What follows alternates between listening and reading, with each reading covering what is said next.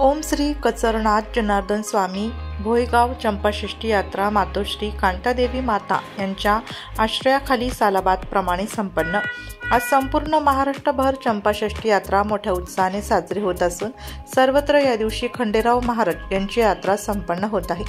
मात्र चांदवड तालुक्यातील भोयगाव या ठिकाणी गेल्या 70 वर्षांपासून ओम श्री कचरनाथ जनार्दन स्वामी यांची यात्रा संपन्न होत असून यात्राकरिता महाराष्ट्रातील नव्हे तर देशातील कानाकोपऱ्यातून श्री कचरनाथ जनार्दन स्वामी यांच्या मूळ गावी भोयगाव या ठिकाणी येऊन दर्शन घेत आहे।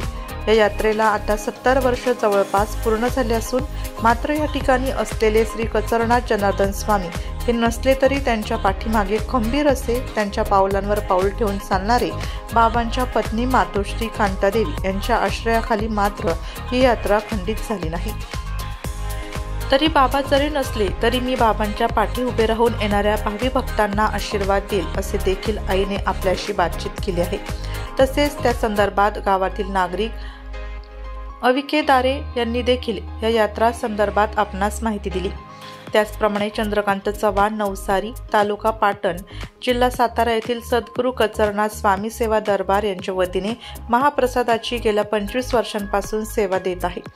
तसेच या संपूर्ण यात्रेचे संयोजक व विश्वस्त नवनाथ कचरनाथ केदारे, उपाध्यक्ष रमेश भागवत, सेक्रेटरी किरण नवनाथ केदारे, खजिनदार जनार्दन कचरनाथ केदारे, गणेश वामन कदम, नारायण किसन गलांडे, चंद्रकांत शंकर चव्हाण, ओंकार गजानन स्वामी व सरपंच ग्रामपंचायत भोयगाव, ग्रामस्थ पोलीस पाटील, यात्रा कमिटी व भाविक भक्त आदी असून या संपूर्ण घटनेचा आढावा घेतला आहे आमचे नाशिक लोकशाही न्यूजचे पत्रकार देविदास जाधव यांनी। महाराष्ट्रामध्ये चंपाषष्ठी ही यात्रा आणि खंडेराव महाराज या देवस्थानाची संपूर्ण महाराष्ट्रामध्ये गावोगावी यात्रा संपन्न होत आहे।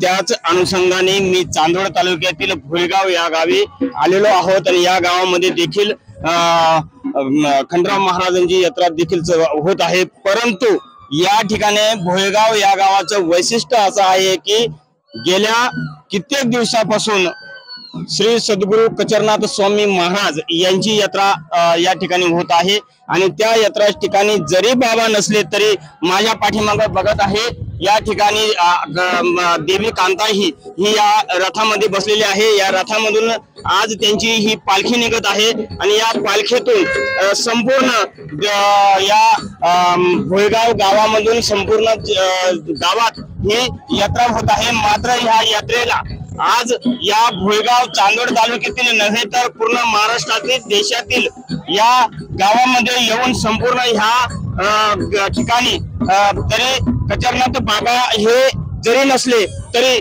मात्र या ठिकाणी आता आपल्या समोर एक कांता ही देवी ही आपल्या समोर बसलेली आहे। ती रथामधून त्यांची मिरवणूक होत आहे आणि या मिरवणुकीमधून संपूर्ण आलेल्या भाविकांना या ठिकाणी ते हे देत आहे। मात्र या ठिकाणी या भोयगाव गावामधून गेल्या कित्येक दिवसापासून या ठिकाणी कचरनाथ स्वामी महाराज यांची यात्रा निघत आहे। त्यांच्या जरी बाबा नसले तरी या ठिकाणी कांतादेवी ही त्यांची पत्नी ही आज या रथातून बसलेली आहे आणि या रथातून गावातून त्यांची संपूर्ण पालखी मिरवणूक निघत आहे।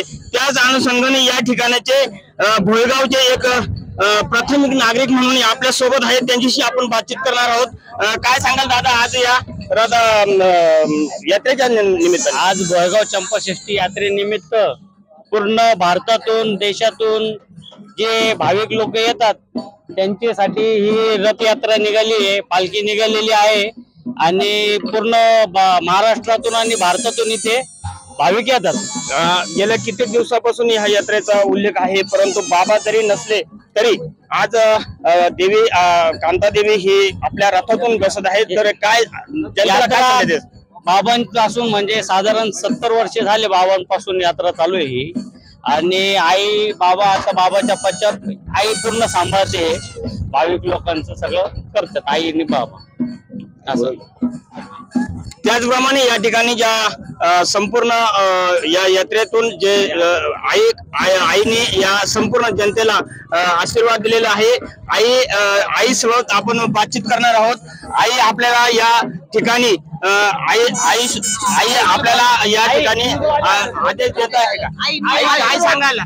आज बाबांची यात्रा इथून निघत आहे आणि तुम्ही आज या बाबा नसताना पण यात्रेमध्ये या रथातून तुमची मिरवणूक काढत आहे। काय सांगाल? जनतेला काय हे देणार तुम्ही? जनतेला आशीर्वाद देणार आणि त्यांच्या अडीअडचणीला बाबांना सांगणार, त्यांच्या अडीअडचणी यांच्या दुःख दूर करा आणि भाविकांना अधिक बाबांच्या भक्ती मार्गात लवकर येऊ द्या।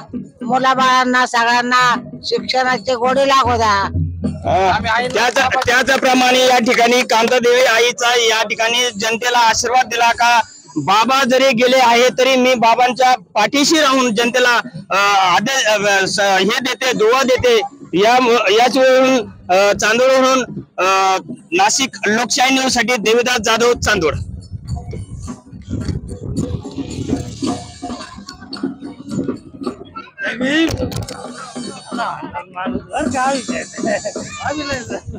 नाशिक लोकशाही न्यूज साठी देवीदास जाधव।